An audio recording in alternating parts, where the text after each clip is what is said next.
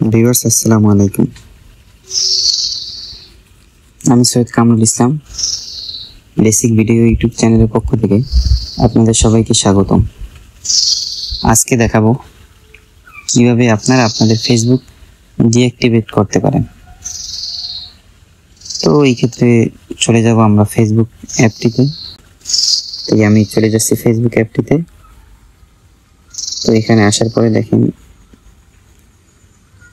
এই যে দেখুন নিচে মেনু 3 ডট, আমি 3 ডটে গেলাম, তারপরে নিচে গেলাম।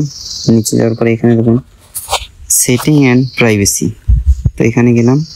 তারপরে সেটিং অ্যান্ড প্রাইভেসি নিচে দেখেন সেটিংস, এই সেটিংসে গেলাম। তারপরে দেখুন পার্সোনাল ডিটেইলস, এখানে গেলাম।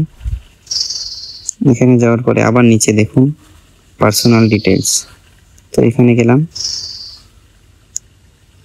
যাওয়ার পরে তারপর নিচে দেখুন অ্যাকাউন্ট ওনারশিপ অ্যান্ড কন্ট্রোল, তারপর এখানে গেলাম।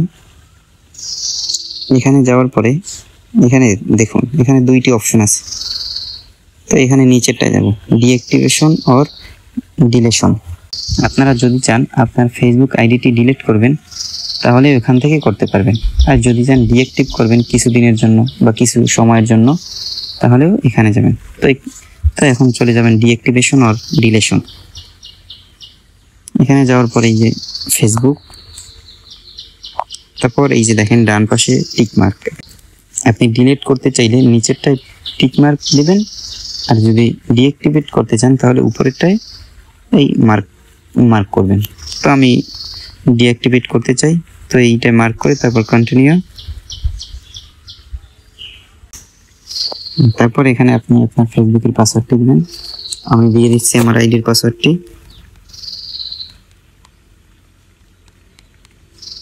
তারপর কন্টিনিউ। তারপরে দেখুন এখানে অনেকগুলো অপশন আসে, এখানে অনেকগুলো অপশন আছে ডিঅ্যাক্টিভেট কেন করবেন। তো এখানে আপনারা যে কোনো কারণগুলো দিতে পারেন, তো প্রথমটাই দিলেই ভালো হবে। আমি this is temporary, I will be back, তো আমি এখানে দিব।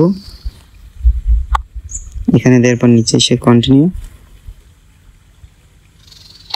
তারপর আবার নিচে এখানে দেখুন আপনি ডিঅ্যাক্টিভেট কি 7 দিনের জন্য করতে চান নাকি আরো বেশি করতে চান, এখানে আপনি দিতে পারবেন।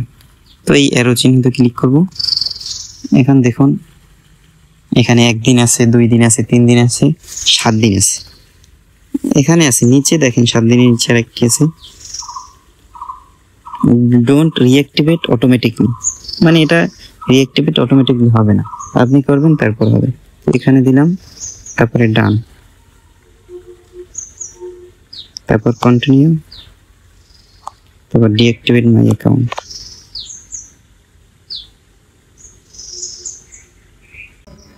তো দেখুন আমার অ্যাকাউন্টটি ডিঅ্যাক্টিভেট হয়ে গেছে।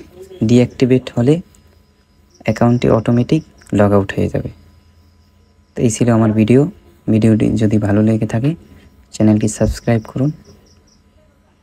ধন্যবাদ। আসসালামু আলাইকুম।